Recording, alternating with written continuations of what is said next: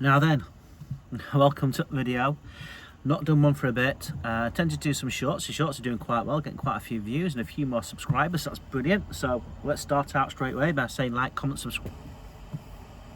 Where am I today? Well, I'm at Scarborough. I'll turn you around in a bit. I'm at Scarborough Beach and I've been here all morning, more or less. And what time is it now? Well, it's 20 to 3 now, so I've been here for quite a few hours. And it's a really nice atmosphere down here this time of year, just a couple of weeks before spring kicks in and we've got the mild weather. I drove up and down the road here looking for a parking spot this morning or earlier today, and I did eventually find one. Excuse me, kettle's boiling. And I did eventually find one. Concentrate, don't spill it.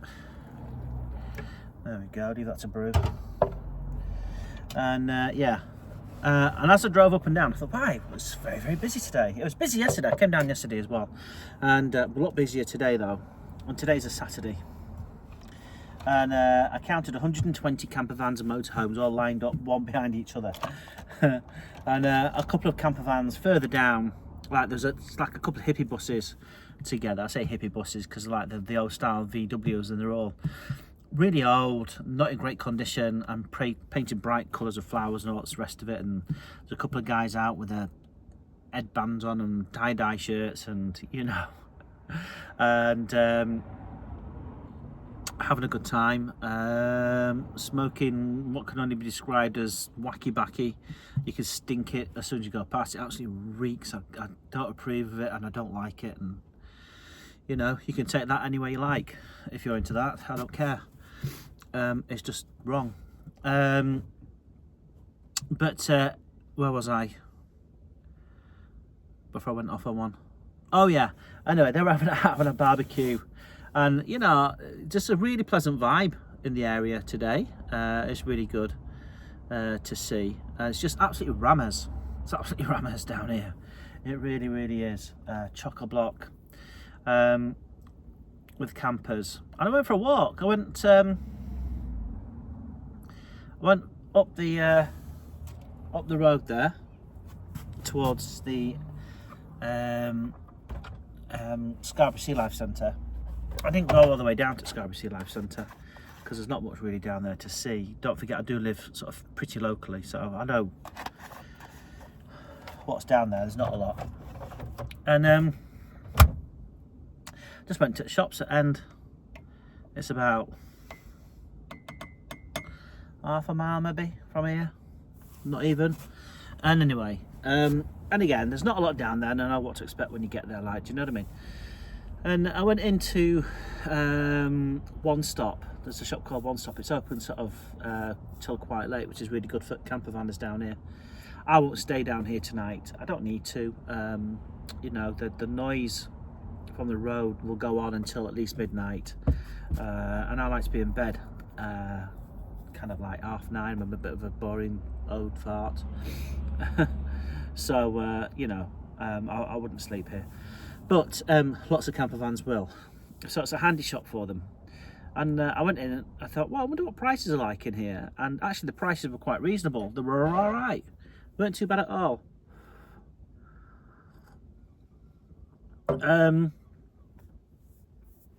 So I thought I was good, and I went into, well, I didn't go in, but I looked at the menus on the outside of the cafes that are down there. They're really lovely cafes, don't get me wrong. They're quite posh and plush and done up really nice, and etc and so forth. And I thought, I wonder what prices are like in here. I'm skint anyway, so I wouldn't have got in to buy anything anyway. I was just curious. And the English breakfasts down in the full breakfasts are going for about 13 quid. In both cafes. I thought, that's a bit steep, you know, that's a bit steep. I know there's other cafes if you go into town away from the beachfront where you could probably get an English breakfast for £5 or £6, and it won't be much difference between them, you know. All right, yeah, fair enough. The one you go to into town probably be more of a greasy spoon, whereas that one's a really nice posh pleasant place to eat right on the beachfront. But you know, double the price, really? It's a bit much, isn't it? But anyway, it is what it is. So the cafes down there are convenient. They are I'm sure the food is really nice. In fact, there's one down there that I know is really nice because I've eaten there before, and I felt sure that when I did eat there, the breakfasts were not that pricey. I think they were about £8, and that was at the Watermark. But I haven't had breakfast in there for a couple of years, but yeah, the Watermark were doing breakfast about £8 or so, compared to their rivals just a little bit further down for £13. You know, the Watermark's lovely, really nice. Yeah, so it's just a really quick one today, just to tell you where I am and what I'm up to. I do record lots and lots of videos, you know, and I do it in little clips, and then I think, well, I'm going to stitch these clips together in the editing software and do something clever with them. But then the reality is that I have like loads of clips, loads of them from what is just one day out, or, you know, an afternoon out or whatever.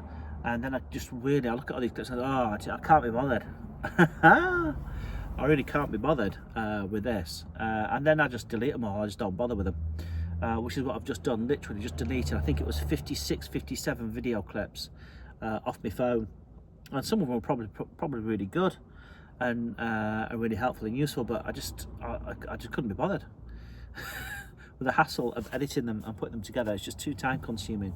So I really do take my hats off to those people, those YouTubers who do it professionally, do it, you know, full time, and do a really good job of the videos, because you don't realise how difficult it is and how hard it is to do a video what some people are going to find really interesting. Especially if you're just using an iPhone, which is what I do. I haven't got a camera, just use my iPhone. So if I want to swap the cameras around now to the back camera, the reverse camera, I've got to press stop, I've got to flip it around, start recording again.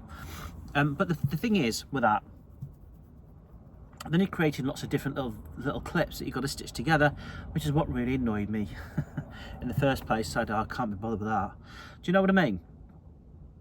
So yeah, it's a dilemma. It's a dilemma. But well done to all those people. I'll tell you some YouTubers that I really like. Camper Vibes. The videography that goes into their videos is just phenomenal, and they must spend Lord knows how much time editing their videos, because, you know, they are really, really quite spectacular videos. The quality of the content, the way they're edited and put together, it's all in 4K resolution as well. You know, it must take God knows how long to edit a video. And I think the other thing is as well, I have a Windows laptop running Windows software, obviously, and free editing software. So, you know, most YouTubers and stuff use Apple Macs, and they say I've never used an Apple Mac, so I wouldn't know, but they say that they're far, far better for video editing and all the rest of it, and they probably are. I don't know. You know. Yeah, I'm quite happy with my Windows laptop. Windows is what I need for work, so I'm not going to go out and buy an Apple computer, because I've no hope, I'm just going to let my motorbike's gone past. No hope, no dreams, no ambitions of making money really on YouTube. I've got a full-time job. This is just a video diary, really. I know, it's hard to kind of diarise what I'm seeing here now. I've been watching these guys all morning. This is phenomenal. I'm not going to press stop and create another video clip. I'm not going to do that. Make life easy. I'm just going to literally spin the camera around, have my phone around, and hopefully you can see what I can see. Okay, and I'm looking at the beach. Let me see if I zoom in. I have no idea if you can see what I can see, but all these surfers that are out on the water today, they've been out there all morning. There's a guy over there on the paddleboard, I don't know if you can see him, and he has been out there literally 4 or 5 hours on that paddleboard. He must be exhausted, and he really goes for it as well. I don't know if you can see him really going hell for leather to get on top of that wave. He's good as well. He's fallen off quite a few times, but he's very, very good. Look at him surfing that wave. That's pretty impressive. So I don't know if you saw any of that, but, you know, it is what it is. I wasn't going to create another video clip. So one thing I did notice down at the cafe down the end there was the price of a cup of tea. And I use Yorkshire tea, because it's the best tea you can get, in my humble opinion. You know, And down there, they sell cups of tea, obviously, cafes, and they specifically label it as Yorkshire tea, which is nice.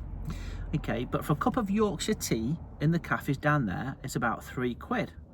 I thought, £3 for a cup of tea. I bought 80 cups of tea for £3. That's crazy. That is absolutely nuts. So yeah, absolutely barking mad. So this week we had as well, you may have seen it from the shorts. If you watch the shorts, if you follow the channel, you know what I'm talking about. We've had a fox in the back garden back in the house. And I only live just up the road from here in Filey. It's not unusual to see wildlife in the gardens around here. Obviously, we're quite rural. And we've had foxes before, people's cats and dogs, hedgehogs. We've even had a stag in the garden before. Well, actually, I haven't had it in my garden. We had it next door's garden, but close enough. And, you know, and we see this sort of thing all the time. But this one fox was really badly injured. And I did take a recording of that. And if I can put it in here now, I will. So we've got a little visitor, little fox. I say little, he's not little, he's massive. Look at that thing. I don't know what's up with him. Don't look right, does he? Oh, he's injured. Oh crap. We've called RSPCA. But you know me. Editing is not my forte, but you know, I'll see if I can put it in. And the poor thing was injured, so I called Whitby Wildlife, and they came out quite quickly, within about an hour, and with the aim of capturing it, taking it into their sanctuary, and you know, looking after it and then re-releasing it. But since that sighting, I've not been able to see it anywhere. They've left out a fox trap in the garden to try and capture the fox, and you know, then they can take it into the sanctuary and get it all fixed up and everything. But no sign of this fox. It's been a few days now, no sign of it anywhere. We keep baiting the trap, and some cats keep sneaking in, eating all the bait, and then leaving the trap without triggering it. Now, we have caught 3 cats, not all at the same time, in that trap, and I've let them all go, obviously. And there's clearly an animal, I don't know if it's a cat, I don't know if it's the actual fox, that's actually getting into the fox trap, eating up the bait. And the bait is a mixture of dog food and cat food. And, you know, apparently that's good for them, that's what they like to eat. And and then I go out in the morning to check the traps, to check to anything in there. The trap hasn't been triggered, there's no animal in there, but yeah, the dog food, the cat food's all been eaten. So something's getting in there somehow, and eating it all without triggering the trap. So it must be a very clever fox indeed. I've come out to check on the fox trap, and we've got this little boy. Oh dear me, don't hang around and get eaten by the fox. To not trigger the trap, or a very cunning cat, you know, or a mixture. I don't know, no idea. And I did see at one point, when the trap first went out, there was a cat sat in the trap, just cleaning itself, licking its fur and all that sort of business, you know, after it had had a nice feast on the food we'd put out. And it done that without triggering the trap, and I just went out to see it, and it looked at me all smugly and swaggered out of the fox trap with a nice content smile and a full belly of food.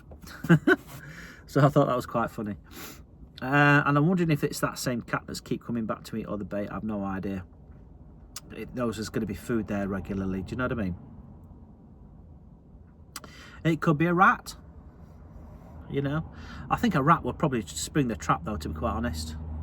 The way the trap's sort of set up and everything, I think the only way the rat could get to the food would be to trigger the trap, I reckon.